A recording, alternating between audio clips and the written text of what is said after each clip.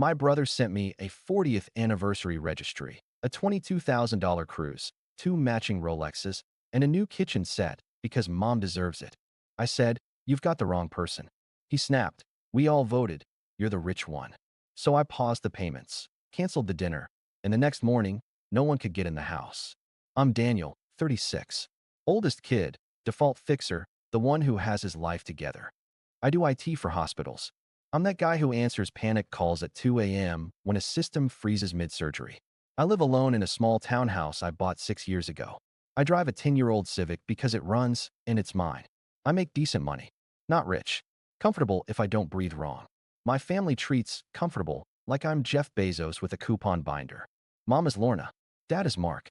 They've been married 40 years this June. My brother is Jason, 33, salesman by day, hobby guru by night. My sister is Liv, 28, a we should start a podcast person who rotates jobs like phone cases. I'm the one who files taxes, negotiates phone bills, calls the insurance when someone forgets to pay. I hold the rope and pretend it's not burning my hands. Last Sunday, I was making coffee and sorting laundry. My phone buzzed. Family group chat. Anniversary planning popped up like a calendar invite to a headache. I opened it and saw a link. Jason wrote, "Registry is live. Everyone add to cart ASAP so we can lock stuff in. Mom deserves it." Another message from him, "Don't be cheap. This is a once-in-a-lifetime event." I clicked the link. A glossy page loaded. It looked like a wedding registry if a yacht had a baby with a luxury mall. 7-night all-inclusive Mediterranean cruise, suite level, $22,480. Two Rolex date justs, his and hers, $18,600. Gourmet kitchen set, appliance bundle plus install, $9,200. Full house deep clean plus landscaper, $2,300. Anniversary dinner at Aurelia, private room, $4,000 minimum. There were smaller items too. A balloon arch for $500. A photo experience for $1,200. Custom napkins. Champagne walls. A harpist. My stomach did that short drop you get on a fast elevator. I scrolled. At the bottom, there was a primary sponsor badge with my name on it. In gold. Primary sponsor, Daniel M. I didn't sign anything. I didn't even know you could make a registry for an anniversary. Jason pinged me directly. "Bro, call the cruise line contact by noon to put the deposit. Use your card, and we'll sort the rest later." I wrote back, "You've got the wrong person." He typed fast. The dots were angry. "We all voted. You're the rich one. Don't start." I heard my own voice in my head, flat, tired. "Don't start." Like I'm a faucet for money and drama. It's just water pressure. Liv chimed in, "This is for Mom. She never asks for anything." Jason did the research. Mom finally entered with her soft text voice. "Oh, sweetie. Only if it's not too much trouble." Dad sent a thumbs up. My coffee went cold. I stared at the total in a quiet kitchen that suddenly felt hostile. My hands were steady, but that steady you get when you're too numb to shake. I tried to keep my tone normal. "Who decided I'm the primary sponsor?" Jason replied, "Me, Liv, and Mom." Dad said, "It's up to us. Majority wins. Family first." I swallowed the first response that came to mind. Then the second. I set the phone down like it was hot and walked to the sink. In my chest, a click. Small. Familiar. The one that happens before a loop starts. The loop where I pay, then resent, then apologize for resenting, then pay again. The screen lit again. "Jason, no excuses. We know what you make." My breath caught. "How do you know what I make?" Then I remembered the time last year when I left a W-2 on Mom's table while fixing her printer. I had to run to the store. When I got back, it was in a different stack. Someone had moved it. "Jason, you literally make double what we do. This is not hard." I sipped the cold coffee. It tasted like a dare. I typed, "Let's talk about this later." Jason, "Deposit today or we lose the suite." Noon. Liv sent a heart. Mom sent a praying hands emoji. I stared at the phone, then at my sink, then at the laundry basket. I felt that old mix, obligation braided with shame. The kind that starts as a whisper and ends as a rope. I put the mug down. I wiped the counter because it was the only thing I could control for 10 seconds. Then I picked up the phone and opened my banking app, not to pay, but to stare. I watched the numbers like weather. Rain in the forecast. Maybe a storm. I closed the app and the group chat. I set the phone face down. I told myself, don't react. Not yet. But the first trigger had already been pulled. I didn't become the primary sponsor on Sunday. I was drafted years ago. It started small after college. Dad got laid off. Mom's hours were cut. I covered their power bill just this once. Then a car repair. Then a dentist bill. Then Christmas. Then New Year's. Then the property tax. We forgot. Jason was always in a bad month. Liv was figuring herself out. I had the job with benefits. I was single. I had the least chaos. So money slid my way like gravity. At first I kept a spreadsheet. Loan to parents had a column. Loan to Jason had a different color. Gift to Liv got no interest. I planned to square up when everyone stabilized. No one stabilized. The sheet turned into a confession. I got good at it. Negotiated the cable bundle. Switched their car insurance. Set up auto payments for mom's prescriptions. Put dad's phone on my family plan. I told myself I was rescuing them from fees. It would be worse if I didn't. Every rescue bought me a new expectation. Daniel, honey, can you look at the AC? The guy says we need a new compressor. Bro, Venmo me $200? Commission's late. Danny, this is so embarrassing, but I got an overdraft. Can you just spot me until Friday? I said yes. Saying yes was easier than the meltdown that followed a no. The language shifted in quiet ways. Loan became help. Help became support. Support became responsibility. Mom started saying, "We don't want to be a burden," right before asking for $600. Dad would add, "You know we did our best," which was true and also a trap. Jason called me bank bro. He meant it like a joke that wasn't a joke. Liv cried once because her card got declined at brunch. I drove across town, paid the bill, and hugged her on the sidewalk. Her mascara left a mark on my jacket that wouldn't wash out. I wore it anyway. Over time, the requests grew fatter while the thanks got thinner. 3 years ago, Mom had a health scare. A hospital stay. Scans. Scary words. I paid the out-of-pocket. No question. I would do it again. That's not the part one resent. What got me was what came after. Mom and Dad decided they were owed joy. They started booking little travel things to live while we can. They asked me to just cover the flights because you want us to have experiences, right? Jason moved into a nicer apartment. He called it manifesting abundance. He also called me when rent was due. Liv bought a dog, then a second dog, then an Instagram for the dogs that needed sponsorships. I bought the vet visit when the little one ate a sock. Meanwhile, I gave up the idea of replacing my car. I kept the Civic, patched the bumper after a fender bender, skipped the trip I planned with friends because work got busy. It wasn't work. It was a surprise bill for Mom's dental implant and a temporary loan for Jason's tax bill. When I tried to set boundaries, the family system squeezed me back in. One Thanksgiving I said, "I can't do Christmas presents for everyone this year. Let's do Secret Santa. $50 cap." Mom smiled and said, "Whatever people can afford is fine." Then she told Aunt Sharon I was watching my pennies. Jason laughed and called me Scrooge in the group chat and posted a gif of Grinch. Everyone else sent laughing emojis. Another time, I said, "Hey, I need you guys to pay your part of the phone plan. It's $35 each." Dad, "Back in our day, we paid for you." Mom, "It's only $35. Jason, "Bro, why nickel and dime family?" Liv, "I'll send it when I can." She didn't. I stopped asking. It was easier to fold a losing hand than to argue the rules of the game. When I bought the townhouse, I put the utilities in my name for the first month to get the discounts. My name stayed there for 2 years because every "we'll switch it next week" turned into "can you just cover it and we'll settle later?" Later became never. Never became normal. Mom's favorite sentence, "You know you're our rock." It feels like a hug until you notice the rope attached. By the time the anniversary registry link arrived, I was already paying. Their phone bill, their internet, half their car insurance, Mom's prescriptions every other month, their streaming services because Dad can't miss his shows, Jason's lingering loan that never had a number, only a feeling. The deposit on the anniversary dinner reservation I made months ago when the plan was a nice dinner with just the family. I'd also put a refundable deposit on a small event space for after dinner because Mom wanted a moment for speeches. It was supposed to be intimate. It was supposed to be doable. Then Jason discovered event blogs. I could see the algorithm fingerprints all over that registry. I scrolled the list again and felt the creep of the new normal on the horizon. I asked in the chat, "What happened to dinner and speeches?" Jason, "We upgraded. It's 40 years. Go big or go home." Liv, "The cruise would be such a core memory for them." Dad, "We're not young anymore." Mom, "Only if it's not too much trouble." I stared at that line. The only if that always means it is. I typed, "We need to discuss budget." Jason, "Budget is tacky." He sent a screenshot of the cruise suite with a private balcony and a butler. There was a fruit plate staged by the ocean. I could literally smell the filtered air through the screen. Jason, deposit is $5,000. Do it by noon or price goes up.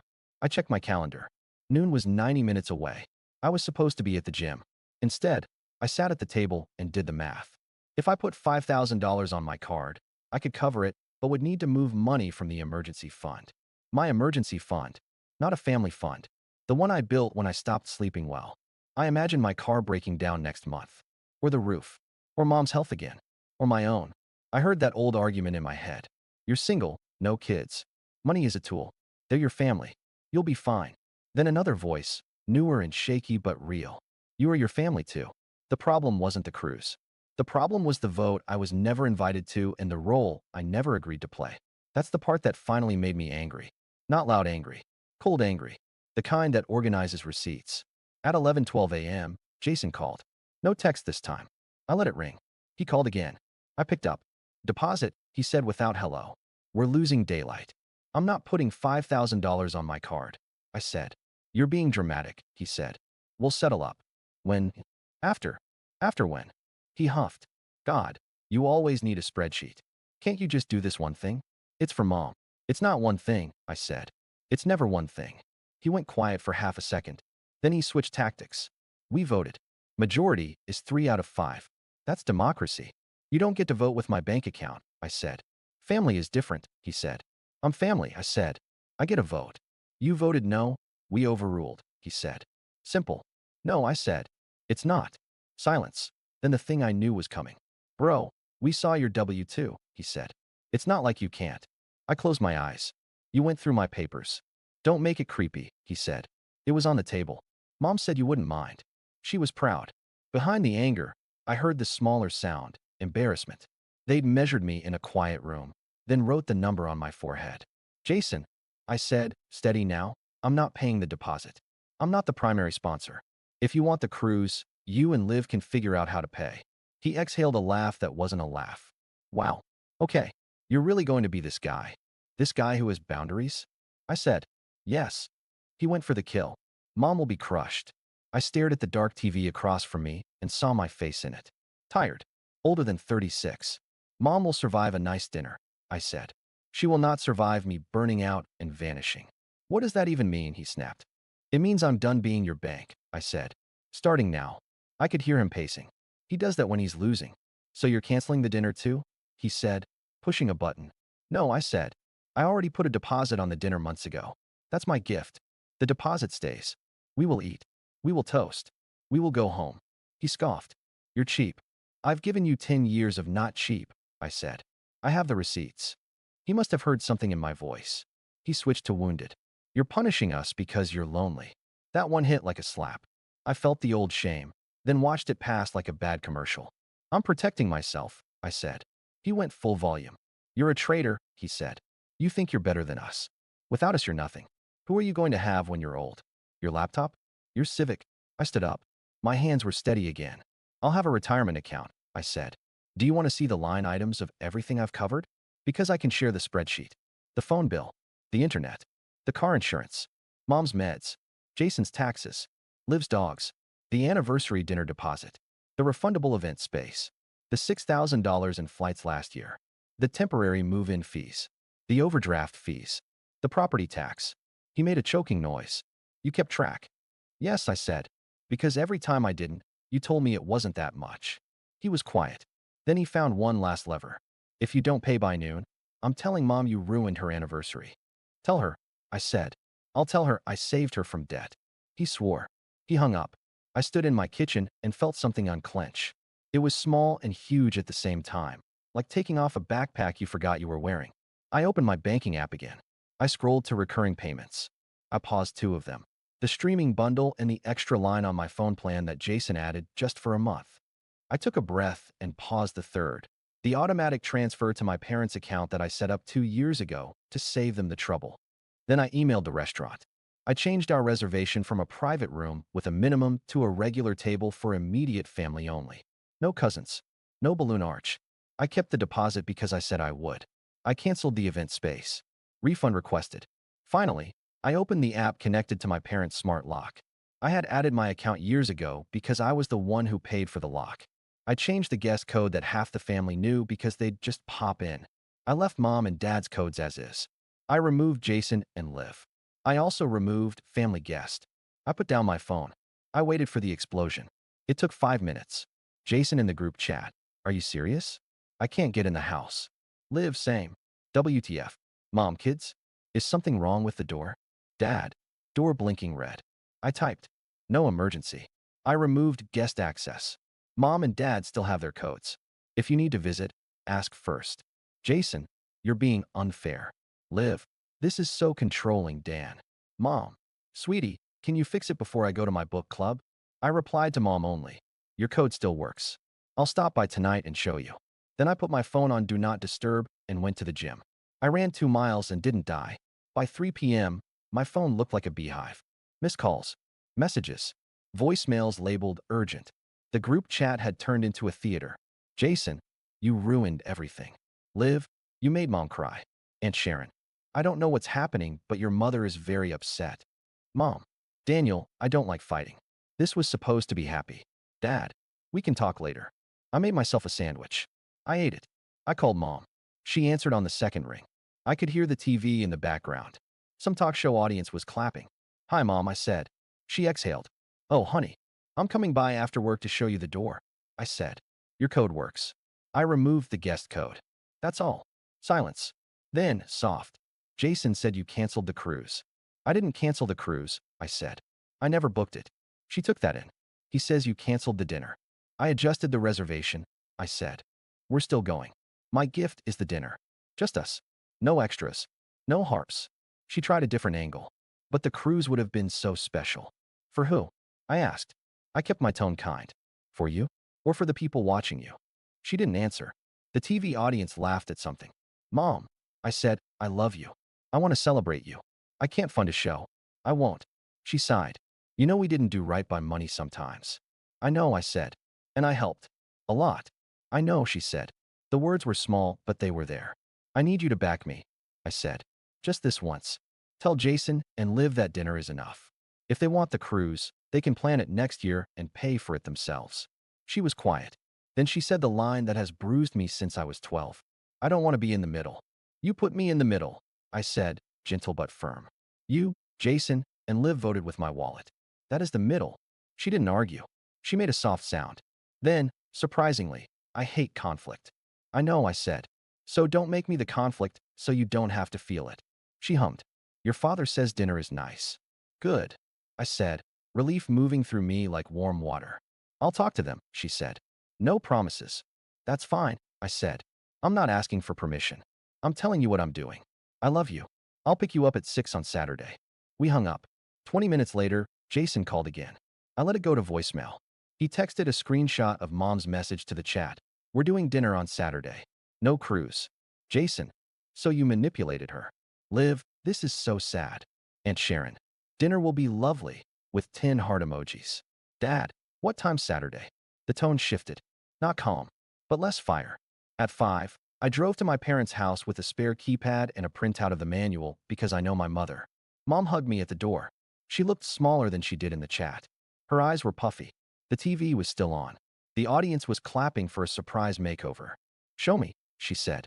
I showed her how to use the app. I set her fingerprint. I set Dad's fingerprint. I showed her how to add Jason and Liv temporarily. When they visit with you, I said, you can add them for the day. Then remove. She nodded, absorbing it like a recipe. She made tea. We sat at the kitchen table. I know you've done a lot, she said. She kept her eyes on the steam. I have, I said. She looked up. I didn't know about all of it. That's because when I tell you, you say you don't want to feel guilty, I said. So I stopped telling you. She flinched. Not because it was mean, but because it was true. We were quiet. Dad came in from the garage, wiping his hands on a shop towel like he was stepping into a scene. That thing with the door is fancy, he said. Can I still use a key? Yes, I said. You still have your key. He nodded, relieved by something simple. He sat. He cleared his throat. About the dinner, he said, eyes on the table. I told your mother $4,000 for one meal is insane. It is, I said. He shrugged. She likes to feel special. I do too, I said. Sometimes I'd like to feel like a son and not an ATM. He didn't laugh. He looked at me like he saw me in a new light. Fair, he said. I took out a folder. Yes, a literal folder. I had printed a one-page summary from the spreadsheet. Not every line, just the totals. Parents, $18,430 over 5 years. Jason, $7,950. Liv, $3,680. Miscellaneous, $2,100. Total, $32,160. Not counting time, gas, calling customer service for 3 hours while on hold. I slid it across the table. This is not to shame anyone, I said. It's to explain why a $5,000 deposit is not just a deposit to me. Mom read it. Her mouth dropped a little. She put her hand over it like a cough. Dad whistled low. Well, I'll be damned. Mom's eyes filled. Daniel, I didn't bring this before because it turns into a fight, I said. Then I'm the bad guy for keeping track. Mom shook her head. I'm sorry, she said. The words were small, but they existed. I'm not asking for repayment, I said. I'm asking for boundaries. Dad nodded. About time, he said. And I almost laughed. We sat with it. Not comfortable, but real. At 7 p.m., Jason showed up. He rang and nothing happened because his code didn't work. He knocked. Mom looked at me like, should I? It's your house, I said. You can let him in. She opened the door. Jason came in hot. This is ridiculous, he said. You locked me out without notice. I didn't rise. Hi, Jason. He took the folder off the table without asking. He scanned the numbers. He snorted.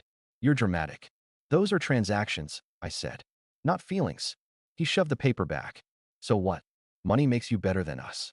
No, I said. Boundaries make me healthier than before. He rolled his eyes. Therapy speak. Maybe try it, I said. He flinched. He hated being read. Mom intervened. Jason, dinner on Saturday. That's the plan. He looked betrayed.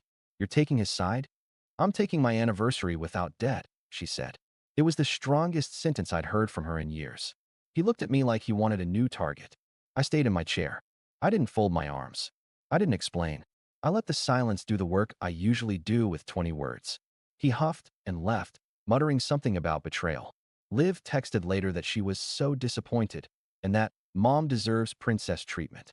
I wrote back, Mom deserves love, not bills. Saturday came. I picked up Mom and Dad. Dad wore his suit that fits only if he doesn't breathe too hard. Mom wore a blue dress that matched her eyes. I brought flowers that didn't look like a funeral. We had dinner. Not Aurelia. A place where the food is good and the lights are human. We ate. We told stories. Dad cried a little when he talked about how they met. Mom laughed at the part where he spilled coffee on her at the copy machine. No harpist. No balloon arch. A waiter took our photo with my phone. Mom put it on the fridge the next day. Jason and Liv didn't come. They posted a story of cocktails somewhere with a caption, self-care. After dinner, we drove by the community center where Mom used to volunteer. There was a small concert. We sat on folding chairs and held little paper programs. Mom squeezed my hand during a piano piece. No one asked me for my card. On Sunday, the sky didn't fall. Jason sulked in the chat. Liv posted quotes about setting boundaries at people who set boundaries. Aunt Sharon sent a long voice memo about family being everything that somehow left out the part where family pays their own bills. I didn't reply. I went for a walk. I cleaned my kitchen. I opened my banking app and watched the next month bloom with fewer leaks. Monday, something strange happened. Dad called me. Not for a bill. He asked me to show him how to set up an automatic transfer from his checking to Mom's pharmacy account. I can handle my part, he said. I got lazy. Tuesday, Mom texted me a photo of a handwritten list. It said, streaming, cancel. Phone, Jason and Liv pay $35 or off. Internet, we can call and negotiate. She signed it with a heart. Wednesday, Liv called crying. Her landlord raised the rent. She wanted to move home for a few months. Mom told her yes. Then Mom called me and asked, is that okay? It's not my house, I said. But don't ask me to pay for the move. She paused. Okay, she said. I won't. Thursday, Jason sent a message that made me put my phone down and breathe. I got a second job delivering at night. Temporary. Whatever.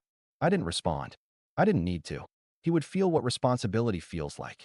I hoped he might grow a spine from the weight.